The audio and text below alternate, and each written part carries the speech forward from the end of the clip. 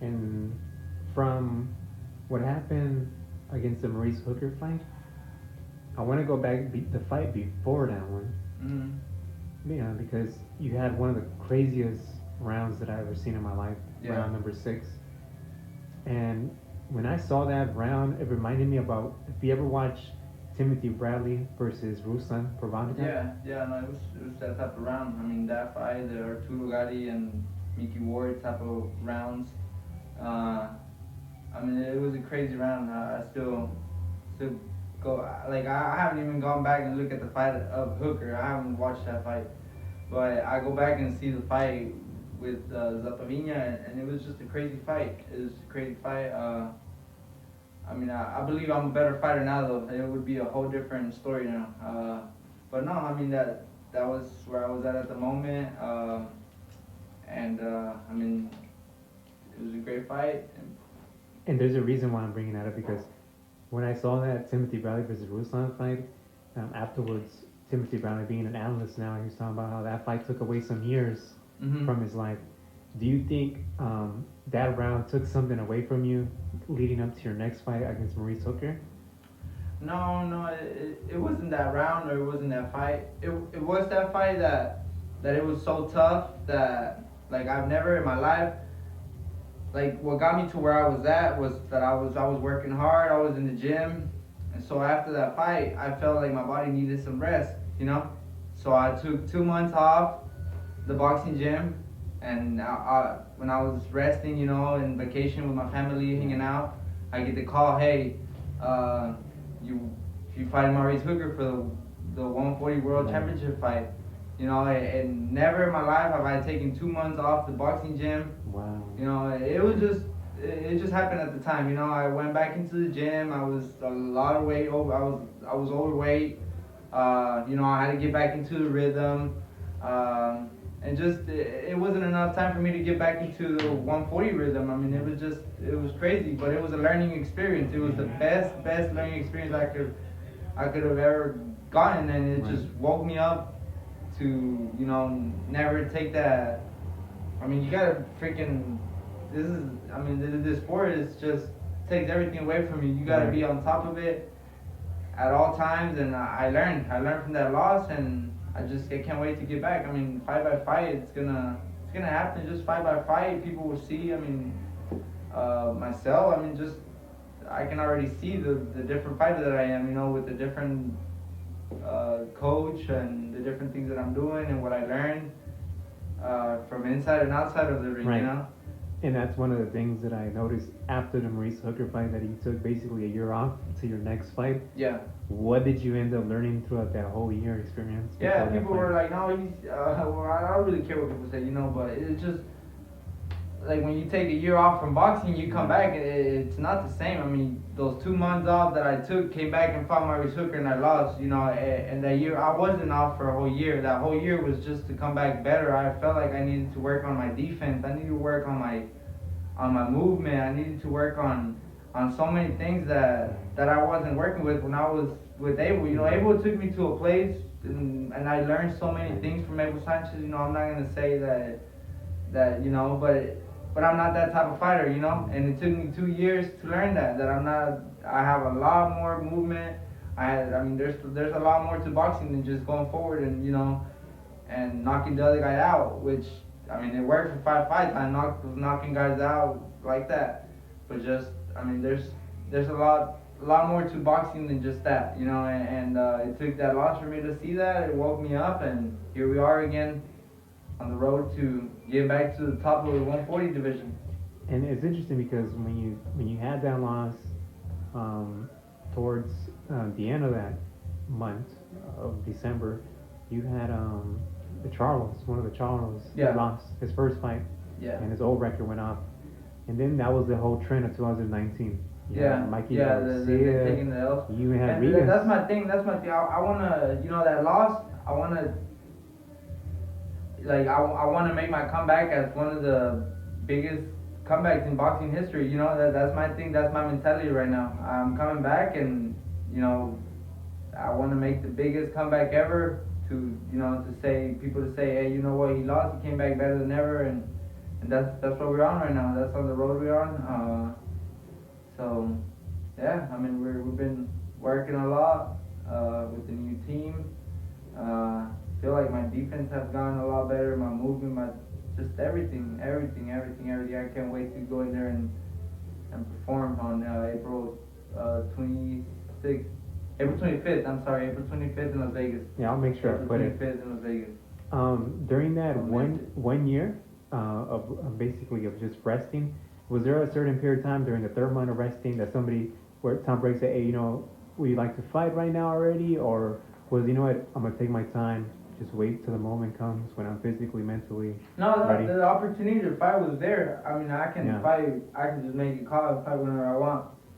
I wanted to get better. I felt like I my movement. I just lost so much. I needed to get better in so many ways that it took a whole year of me learning all that until my last fight with Saka. Saka, knockout. It was a first round knockout. I wasn't able to show anything. Like I was like, oh man, I wanted to go in there and look good. Do Yeah, all the things yeah. that I've been working on for that whole past year, and boom, there you go, first round. But no, it's the work, and you gotta stay consistent, stay working hard, dedicated. Don't lose the hunger, and like I said, that's the road we're on right now. And that's kind of there's been even a trend too of fighters switching trainers for certain different reasons. But given the fact that you say this is not my type of style, like going to Abel Sanchez, how was it in that situation where what, I have to put things in perspective and move on to a different camp? Because one of the things that I did talk to your trainer before I even met you was telling him about the defense, and that's one thing I do notice when I'm looking at you at sparring, throwing the jabs, moving your head movement and stuff like that. That's been the key, right? Ever since that connection with your new trainer. Yeah, no, definitely. We wanted to come back, and we knew everything was there. It's just you just have to practice and practice every day until you get it done in the fight. But yeah, our main thing was movement, defense, throwing the punches from the right angles, from the right stance, many things. It took the whole year off. It just we went back to zero, like the beginning, like back to one, and just back to the basics. Yeah, back to the basics for like all. And now I can see the difference. I needed that, and now it's just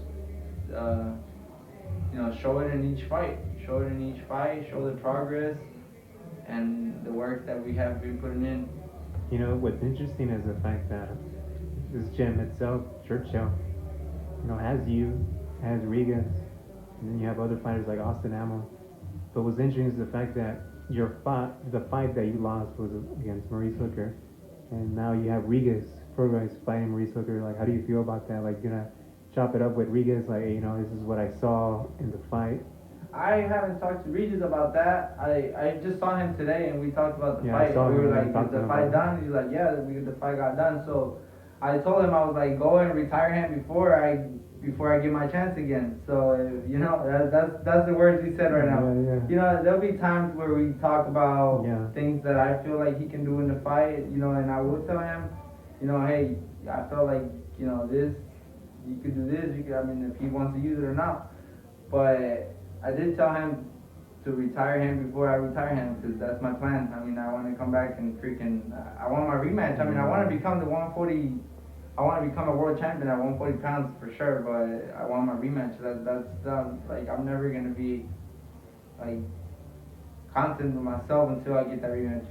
It's just why but I want that rematch. Me being 100%. And. Yeah. And how do you see that division unfolding with Josh Taylor, Jose Ramirez? Like, everybody from that 140s in Top Rank is under your own banner. Yeah, it's an interesting division. You got right now. It's the time to stay hungry. It's the time to stay dedicated because it's just look good in each fight, and the opportunity can come anytime. It's a really good time for the 140 division, and it's a really good time for boxing. Boxing's in a very, very great position right now you know, take advantage of it and you make it grow even more. I mean, you know, all these fighters are just, I mean, it's crazy how much followers and how much views they're bringing Right. into fights now. It's amazing. I mean, to see that type of, you know, that type of thing going on into boxing because, I mean, it motivates me as a fighter because, I mean, You see the potential. yeah, of what can happen. I mean, I saw the potential where I could have changed for me and my family in that Maurice Hooker fight, and you know, the circumstances, the things that Different. happened, Yeah. it's what makes me mad. You know, this is where I was at, but I'm young. I mean, I'm 25 years old. I feel like I gotta give boxing. I said that to myself that I was gonna give boxing the next 10 years of my life 100%. And maybe I can retire before that, or you know, maybe I can go all 10 years strong. We'll see. But then, I mean, that's my mentality right now. By any chance, did you talk to like any other boxers like when they took their first loss, like anything about, hey, you know, how did you went through it or anything like that? Like any advice? No, I never did. I just You just I kept knew it in my some- mind. I mean, that's as a fighter, like, I mean, it's just. I knew how hard it was gonna be. I knew how hard it was gonna be. It just, I mean, you don't want to take a loss. You don't ever want to take a loss. That's the toughest thing to happen. But to me, I mean, that's like I'm saying, it's the best thing that could happen to me because it really woke me up to really want this and to fall in love with boxing again.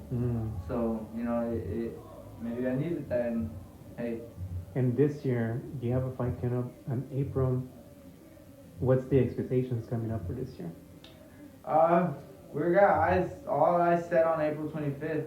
I mean, you know, this guy's.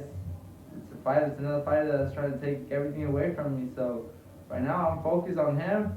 But like I said, the 140 division is open for a lot of things. So you know, stay ready.